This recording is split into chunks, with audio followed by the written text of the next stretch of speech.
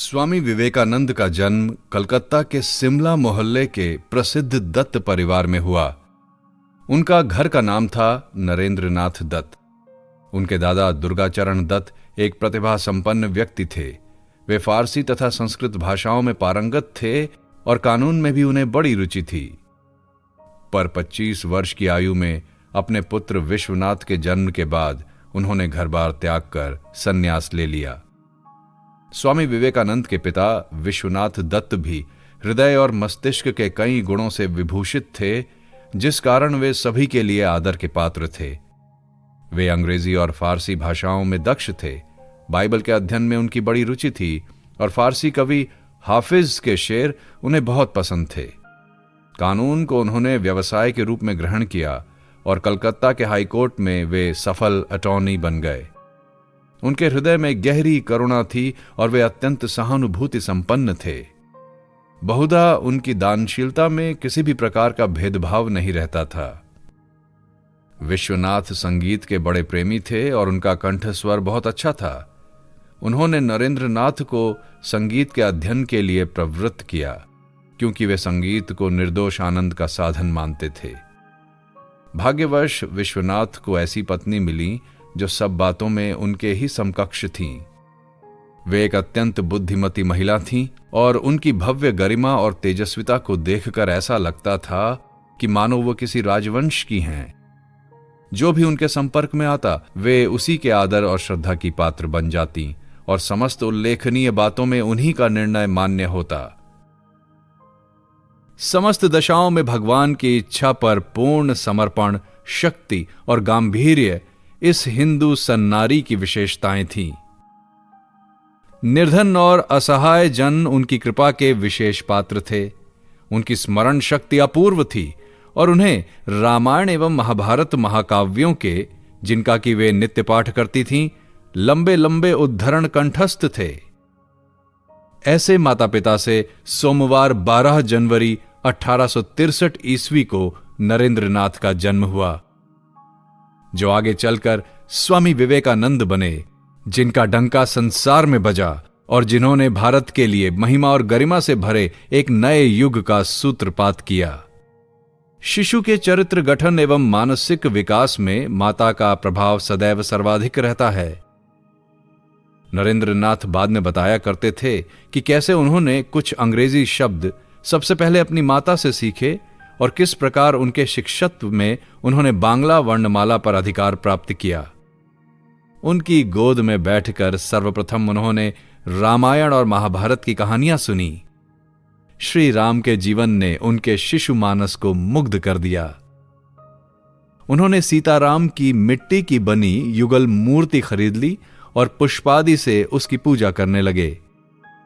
कभी कभी राम के स्थान पर शिव नरेंद्रनाथ के इष्ट बन जाते। तथापि रामायण का उन पर सर्वाधिक प्रभाव था और जब भी पड़ोस में रामायण का पाठ होता वे अवश्य वहां उपस्थित रहते। कभी कभी श्री राम के जीवन के रोमांचक प्रसंगों में वे इतने तन्मय हो जाते कि घर बार सब कुछ भूल जाते। नरेंद्र को, जैसा कि अब उन्हें पुकारा जाता, ध्यान का खेल बहुत पसंद था। यद्यपि वो खेल ही था, तथापि कभी कभी वो उनकी गहरी आध्यात्मिक भावनाओं को इतना जगा देता कि वे बाहरी संसार को भूलकर बेहोश से हो जाते। एक दिन ऐसे ही ध्यान के खेल में घर के एक निर्जन कोने में बैठकर वे इतने तन्मय हो गए कि स्वजनों को दरवाजा तोड़कर कमरे में घुसना पड़ा और उन्हें प्रकृतिस्थ करने के लिए उन्हें जोरों से हिलाना पड़ा। जब भी कोई साधु उनके दरवाजे आता, नरेंद्र प्रसन्न हो जाते और घर में जो भी हाथ लगता वो लाकर उसे दे देते। रात में सोते समय नरेंद्र को एक विचित्र अनुभव हुआ करता। ज्यों ही वे अपनी आंख बंद करते कि वे अपनी बाहों के बीच विभिन्न रंग बदलता हुआ एक अद्भुत आलोक बिंदु देख पाते, जो धीरे धीरे बढ़ता और फूट जाता तथा उनके समस्त शरीर को अपने शुभ्र तेज से नहला देता। उनका मन जब इस घटना में लगा रहता तो शरीर निद्रामग्न हो जाता। ये उनके लिए नित्य की बात थी और उनकी ऐसी धारणा थी कि यह घटना सभी के लिए स्वाभाविक है। पर यह तो उनकी महती आध्यात्मिक संभावनाओं की सूचक थी। तथापि उनके चरित्र का एक दूसरा भी पक्ष था। नरेंद्रनाथ बचपन में बड़े नटखट थे और उन्हें संभालना बहुत कठिन कार्य था। उनकी देखभाल के लिए 2 दाइयों की आवश्यकता होती थी। नरेंद्र अत्यंत ही चंचल थे और बहुधा अनियंत्रित हो जाते। इस संदर्भ में उनकी माता कहा करती, मैंने शिवजी से एक पुत्र के लिए प्रार्थना की थी और उन्होंने अपना भूत भेज दिया। वे बड़े शरारती थे। वे अपनी बहनों को बहुत तंग करते थे और जब वे पीछा करती तो खुली नाली में घुस जाते और मुंह बना बना कर उन्हें चढ़ाया करते, क्योंकि उनकी बहनें नाली के पास तो नहीं जा पाती थीं।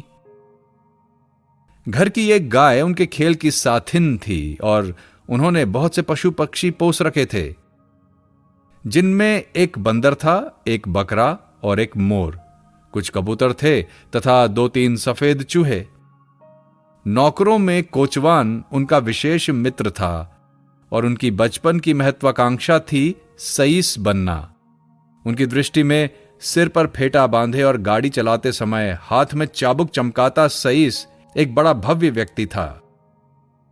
6 वर्ष की आयु में नरेंद्र को प्राथमिक शाला में भेजा गया, पर शालाओं में विचित्र संगी साथियों से मिलन अनिवार्य सा हो जाता है।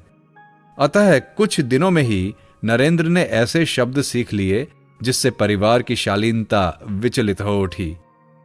इसलिए उन्हें शाला जाने से रोक दिया गया और घर पर ही उनके लिए एक शिक्षक नियुक्त कर दिया गया। जल्दी ही अपने अध्ययन में नरेंद्र उल्लेखनीय बुद्धि का परिचय देने लगे। उन्होंने लिखना और पढ़ना सीख लिया, जबकि दूसरे लड़के वर्णमाला से ही कुश्ती लड़ रहे थे। नरेंद्र की स्मृति भी विलक्षण थी। उन्हें केवल शिक्षक को पाठ पढ़ाते ही सुनना पर्याप्त था।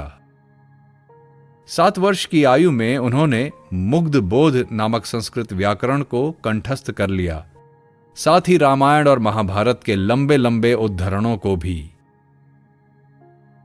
7 वर्ष की आयु में नरेंद्र ने पंडित ईश्वर चंद्र विद्यासागर द्वारा स्थापित मेट्रोपॉलिटन इंस्टीट्यूशन में प्रवेश लिया। उनके शिक्षक और सहपाठी तुरंत उनकी अपूर्व बुद्धिमत्ता के कायल हो गए। पर नरेंद्र इतने चंचल थे कि उनके बारे में कहा जाता है कि वास्तव में वे कभी अपने डेस्क पर बैठ नहीं पाते थे। वे अपने साथियों के बड़े प्रिय थे, अपने मित्रों में सदैव नेता रहते। उनका प्रिय खेल था राजा और दरबार। एक कमरे की सीढ़ियों की सबसे ऊपर की पौड़ी ही उनका राज सिंहासन थी। नरेंद्र वहां विराज जाते। किसी को इनके बराबर के स्तर पर बैठने नहीं दिया जाता था। वहां बैठकर वे अपने प्रधानमंत्री, प्रधान सेना नायक, सूबेदारों और अन्य अधिकारियों की नियुक्ति करते तथा उनके पदों के अनुसार उन्हें सीढ़ियों पर बैठने का आदेश देते।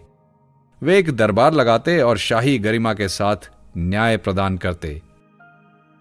यदि आज्ञा का तनिक भी उल्लंघन होता तो अस्वीकार पूर्ण दृष्टि से उसका निराकरण कर दिया जाता।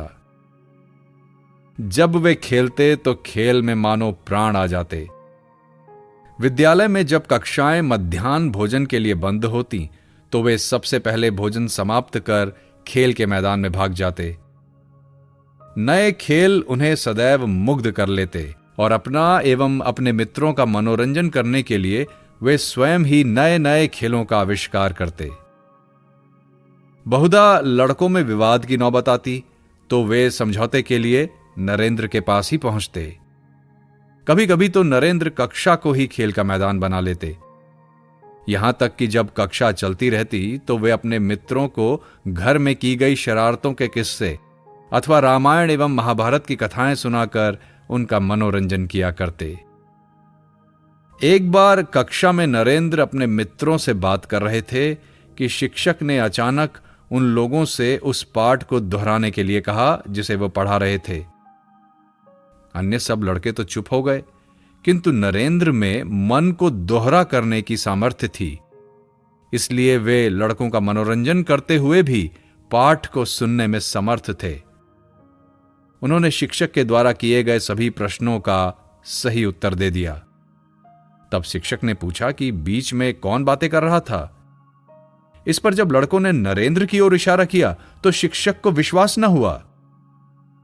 कहना न होगा कि ऐसे विद्यार्थी से पेश आना शिक्षकों के लिए बड़ा कठिन कार्य हो जाता है। एक घटना नरेंद्र की दुर्दमनीय साहसिकता और अंधविश्वास के प्रति उनके गुस्से को प्रकट करती है। नरेंद्र नाथ का एक मित्र था। उसके घर के अहाते में एक पेड़ था। नरेंद्र की उस पेड़ पर चढ़ने की आदत थी। न केवल वे उस पर से फूल तोड़ते, बल्कि उसकी डाल से उल्टा लटक जाते और झूले के समान झूलते रहते और बाद में जमीन पर कूद पड़ते। उनकी ये हरकतें उस घर के एक बूढ़े और क्षीण नेत्र बाबा को पसंद न थीं। उन्होंने नरेंद्र को इस कार्य से विरत करने के विचार से डराते हुए कहा कि पेड़ पर ब्रह्म राक्षस रहता है और जो पेड़ पर चढ़ते हैं वो उनकी गर्दन मरोड़ देता है। नरेंद्र ने चुपचाप सुन लिया, पर ज्यों ही बूढ़े बाबा नजरों से ओझल हुए कि उन्होंने फिर से पेड़ पर चढ़ना शुरू किया। उनका मित्र वहीं खड़ा था। उसने भी बूढ़े बाबा की बात सुनी थी और उस पर उसका पूरा विश्वास हो गया था। अतः उसने नरेंद्र को ऊपर चढ़ने से मना किया। पर नरेंद्र उसकी गंभीर मुख मुद्रा को देखकर हंस पड़े और बोले, तू भी कैसा भोंदू है रे? यदि बूढ़े बाबा की भूत वाली बात सच होती तो भूत ने मेरा गला कब का मरोड़ दिया होता। नरेंद्र सबके प्रिय थे। मोहल्ले के धनी निर्धन ऊंच नीच सभी परिवारों के साथ उन्होंने कोई न कोई संबंध स्थापित कर लिया था। यदि उनके परिचितों में से किसी लड़के के यहां किसी की मृत्यु हो जाती तो उसे सांत्वना देने